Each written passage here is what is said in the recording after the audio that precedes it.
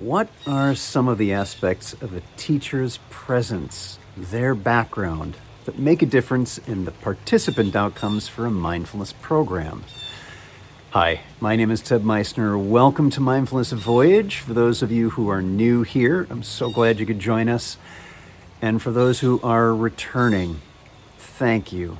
It's good to see you again, and I appreciate you tapping that subscribe button to keep up to date and in the loop of what we're doing here at Mindfulness Voyage. There was a study a few years ago about what are the different aspects to a teacher that have a direct impact on participant outcomes for mindfulness programs. And what's interesting is it was not a matter of the teacher's experience, but of their training. Come on, let's find out more. Yeah. Our guest today is Eva Ruijgrok-Lupton. That's as close as I can get. Correct me Very if I'm good. wrong. Very good. I'm impressed. Okay. Thank you Yeah. so much for being here. Glad you could join us today. Mm. Yeah, it's lovely to be here. Yeah, it's really nice to be able to talk a bit more about this topic. Yeah. Yeah. So we're in a little bit, we're going to talk about some of the research that is the reason we came together here. But before we Hmm. get into that, maybe you could just say a little bit about your background, what it is that you do, how you came to mindfulness, whatever it is Okay. All people might right. be Yeah. interested in hearing about. Okay. Gosh, where to start?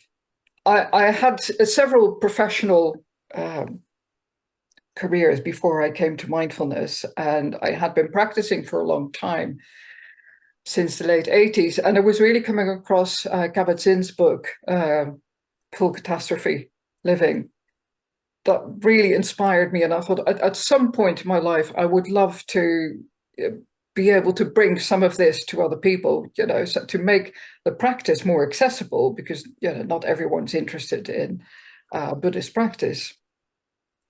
And anyway, so that's how I came to do the master's studies at Bangor University, the Center for Mindfulness Research and Practice. And I took a very long time over it. It's a part-time degree, which is supposed to take 2.5 years. I think I took 8 years, so I must have set a record there. But I love doing it. We had fantastic teachers.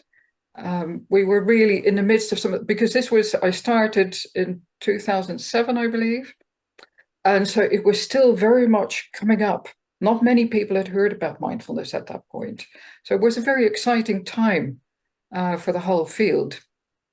And so I continued to teach for about 15 years. I stopped teaching about 3 years ago.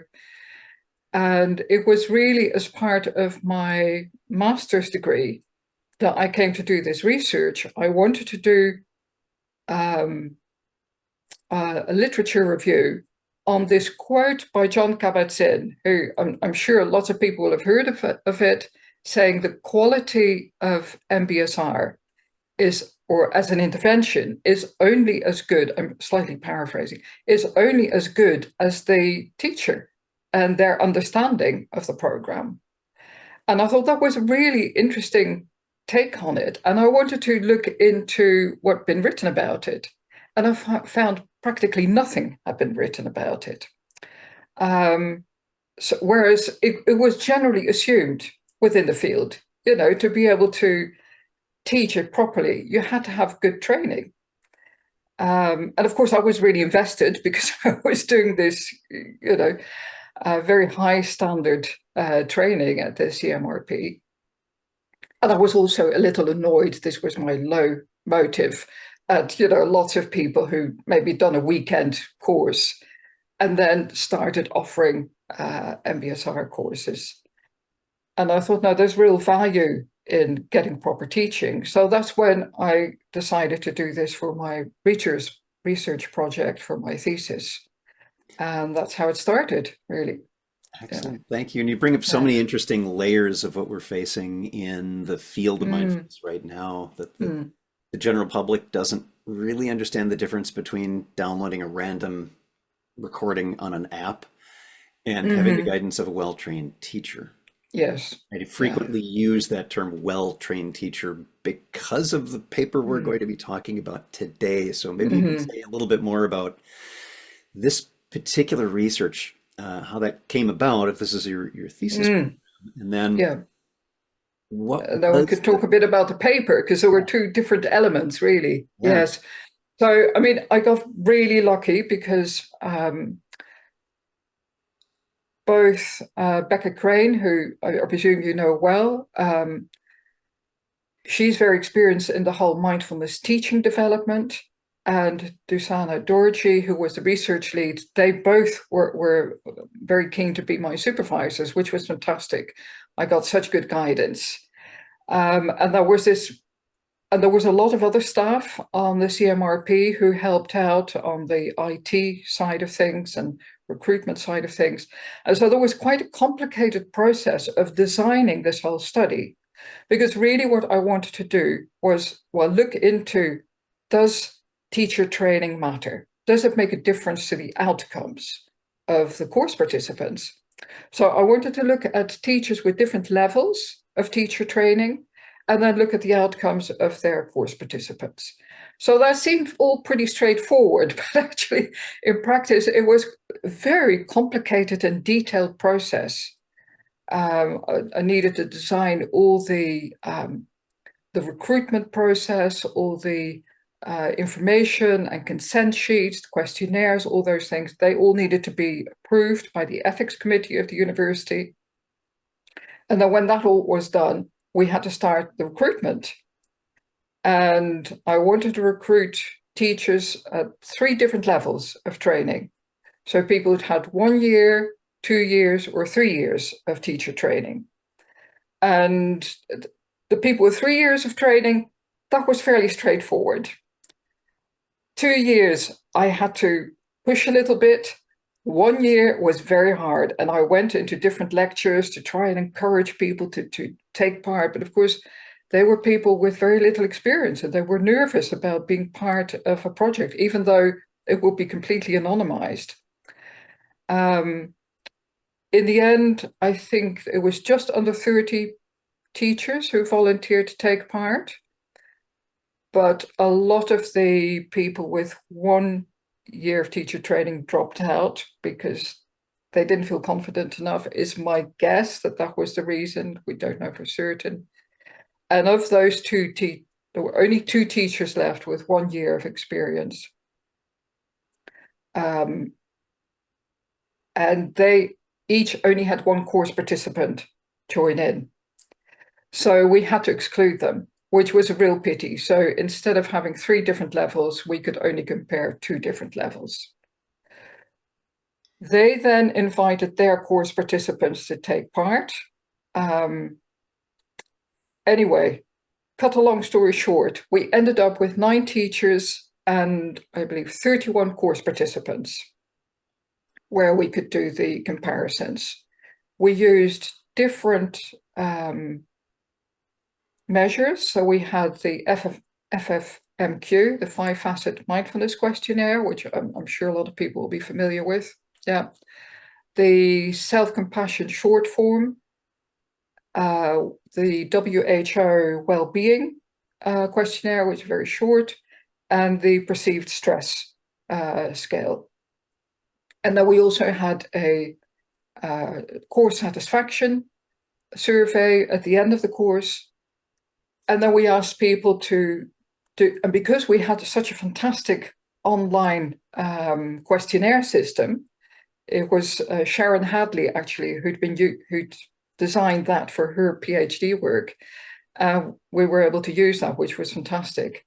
So it was very quick and easy for people to actually answer their questionnaires, and also for me to download it for the analysis.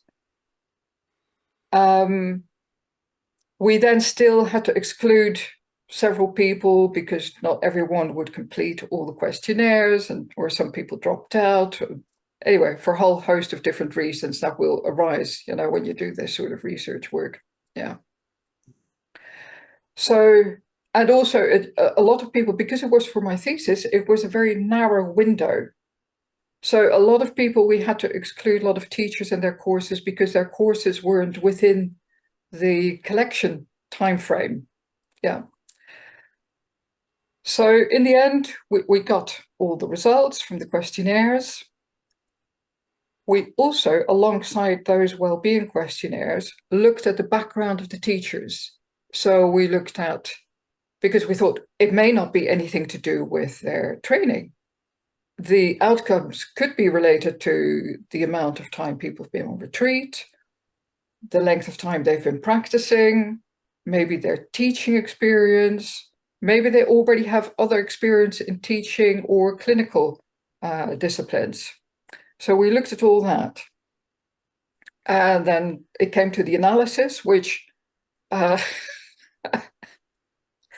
was mind-boggling. It wasn't something I was particularly good at, and I had a lot of assistance from one of Dushana's PhD students, Rebecca Kahnhoven, and she was very patient in trying to explain to me the difference between ANOVA tests and t-tests and all of that.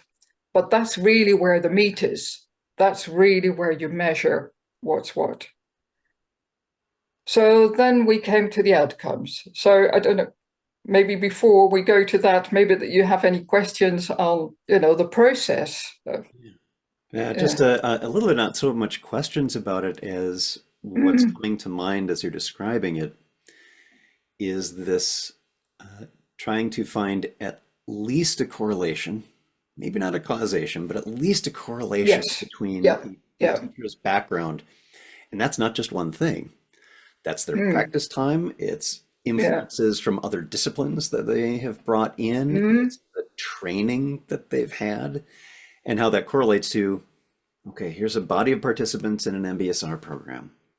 These ones have seen some of the effects by these instruments that you mentioned, FFMQ, things like that, that are a little bit higher. So what does that tie to? What is that unique quality of the teacher's background that's make a difference? So what did you find? Yes, and we were curious whether maybe some of those background factors would be equivalent or could come close to teacher training, would have a similar effect. And so it was really interesting what we found. Bearing in mind, of course, this was a very small sample. So we always have to have that caution. For the teachers with the highest level of teacher training, let's first of all say, all the course participants improved on all the measures except for one, which was the course participants with the lower level of training. Their well-being values, they went down, which was a real surprise, actually. But other than that, everybody improved. And the gains for the people who did that course with a higher trained teacher, all those gains were higher than for the ones with a lower trained teacher. So that's interesting to see. But of course, you've then got to do the analysis to see, well, is this significantly different? You can't just look at the bare numbers. So what we found, it was a real surprise, actually, because we really didn't know what we were going to find. Two main findings. First one was that on those questionnaires, the well-being questionnaires, on those measures, there was no significant difference on the mindfulness questionnaire, the FFMQ, and on the self-compassion. But there was, and with a very large effect, for the well-being and the perceived stress reduction. So that was a really very noticeable difference. I can't remember the figures by heart, but you need to look at the P values and the D values, effect size and probability, and that's got to be, the P's got to be below 0.05 and the D has got to be above 0.8, I think. And for the well-being, it was for the higher trained teachers, the p-value was below 0.001. So it's very high probability, very significant. and the effect size was 1.02. So very large effect size. And for the perceived stress, the significance was also smaller than 0.001, and the effect size was 1.33. So these were very strong outcomes. Yeah, very clear. And the other thing that we found was when we looked at the teacher backgrounds, thinking that we might find some correlation there. So we had to do different types of analysis there. Nothing. There was nothing of significance. And that really surprised us, because we really thought, because it was quite a wide range of, people that only practiced a few years and people who'd practiced, I can't remember, 25 years or so. And it didn't seem to make an impact. So, these were very powerful outcomes. But of course, there are a lot of limitations because it's such a small study, and it only is an indication that this really matters and it really needs to be followed up. Yeah. So on that follow-up, just in principle, as you look back at these results, seeing that years and years of experience doesn't seem to make that much of a difference compared to relatively new in their personal practice, but training makes a very big difference. What are some On of the two implications? measures. Yeah, say a Yeah. little bit more about this. What are some of the implications for you about this? About how we respond Well, as a field to this understanding? I thought it was really interesting that, there was such a significant difference on the well-being and perceived stress measures, but not on the mindfulness and self-compassion measures. So that throws up all sorts of questions. And I think, there has been debate about whether the FFMQ is an appropriate measure for measuring mindfulness. I think when you look at the FFMQ, it measures aspects of attention and focus and decentering. And I think sometimes it's forgotten that, and I think it was Kabat-Zinn who said, mindfulness is paying attention in the moment, on purpose, in a non-judgmental way. But actually, what often gets left out is, as I said, is the awareness that arises from paying attention, blah, blah, blah. And it's that awareness which is so precious, the sense of interconnection or common humanity, that doesn't seem to get captured in those measures. And it wouldn't surprise me if people with more training are more able to convey that somehow. This is That an doesn't important quite distinction get measured.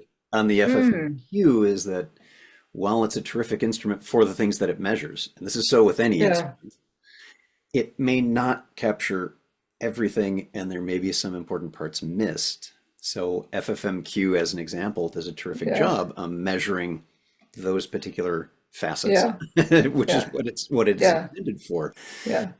And that's a little bit more clinical and isn't quite as focused on, but what's the overall well-being like? How does the person feel? Not just are they, it's one of the challenges I have with a different instrument, which shall remain nameless, which you did not mention here, is really great about, yes, I can count the breaths without missing count. Like I don't really care if you can count your breaths. I care about the outcomes of, does sustained ability to focus on one thing help you in some way? That's right. And also to see that so that the teachers with 2 years of training were very capable of conveying that, but didn't obtain the same levels on well-being and perceived stress reduction. And I think also there may be something around the arc of a course, and where you need to be able, as a teacher, you need to be able to create that space where people can come close to their difficulties, but then also move through that or have a wider perspective on all that. And I think you need a deeper understanding of the whole arc of the course. But I mean, these are just hunches. You really need to look into it to see what's what does make that difference. Yeah. It's so interesting. We will never be bored in the study of mindfulness Yes. and its Yeah. effects. Yeah. I'm wondering, I want to shift direction just a little bit Hmm. and ask if you wanted to say a little bit about everyday mindfulness, or if there's anything else that you'd like to talk about for the folks who are watching. Well, I just wanted to say about, the implications of this. Um, because, yeah, I mean, when you dive into, a research study like this, you can get a bit pernickety about all the various outcomes, but it's really about the implications for real world um, courses. And I think it's so important that it's being followed up, and it hasn't really been followed up. There have been quite a few studies that have referred to it and say, oh, this is a really important field, we need to look at it. But I think so that the integrity is safeguarded, and also to look at different fields, different applications, particularly MBCT, because I know often of teachers who are being, in the UK, we're speaking in the UK here, people are pressed in the NHS to start delivering MBCT programs with very little training. And if it could be shown that actually it really makes a difference to have more training for the benefit of their clients, I think that would support the teachers a lot as well. So I think to support the teachers and to safeguard the integrity of the program, it would be really helpful to have some more data on what's really going on here. Yeah, what really matters. Yeah. Yeah, and when we say outcomes, we Mm. don't just mean that there's a high net promoter score, that people liked the course. It's not that. It's like, how is this impacting their daily life? It makes a difference in their daily life. And I think particularly in clinical um, applications, which I don't have personal experience with, people usually just will get access to one course, maybe a little bit of follow-up. My experience, I work mainly with the general public, occasionally in corporate settings, and a lot of people would follow it up. An 8-week course would simply be the introduction to their mindfulness practice. And the majority of people would continue with follow-up courses, maybe taking up uh, some Buddhist practice of their own. So there's a whole pathway for them. But for a lot of people, they don't have that opportunity. So I think it's even more important, really, that they have well-trained teachers. Yeah. Anything you want to share on everyday mindfulness? Well, everyday mindfulness is dormant, I should say. For those people who don't know, that everyday mindfulness is the name of or I should say, our website, because it's for my husband as well. I stopped teaching about 3 years ago because of health issues. I had to stop teaching quite abruptly. And it was quite salutary, actually, because a lot of the people I've been working with for many, many years, and several of them I'm still in touch with, said, oh, that was such good teaching for them, for me to stop. Because it was, a great modeling of self-care. Um, yeah, so the last 6 years of my teaching, I very much specialized in working with women, and I devised a lot of programs for women to use mindfulness for their own empowerment. And I'd started writing about this, and then that was cut short because of health reasons, but I'm just about to pick it up again. So who knows? Maybe in a few years' time, we can have another conversation about that. That would be Yeah. Yeah. wonderful. And Mm. for those who are watching and listening, I will have some links for you where links are found in whatever platform you're using to consume this Mhm. content. Our guest today, Eva Ruijgrok-Lupton. I know I didn't do that so well this time. Yeah, Thank it was brilliant, brilliant. Yeah. you. Thank you so much. Been lovely speaking with you, Ted. Yeah. Thank you so much for being here, everyone. I hope you enjoyed this conversation as much as I did. And I am hopeful that there will be more research that shows the impact of training, background, approach, lots of different factors that may go into that. Remember, every moment you have a choice. Make it the best you can. I'll see you again soon on Mindfulness Voyage.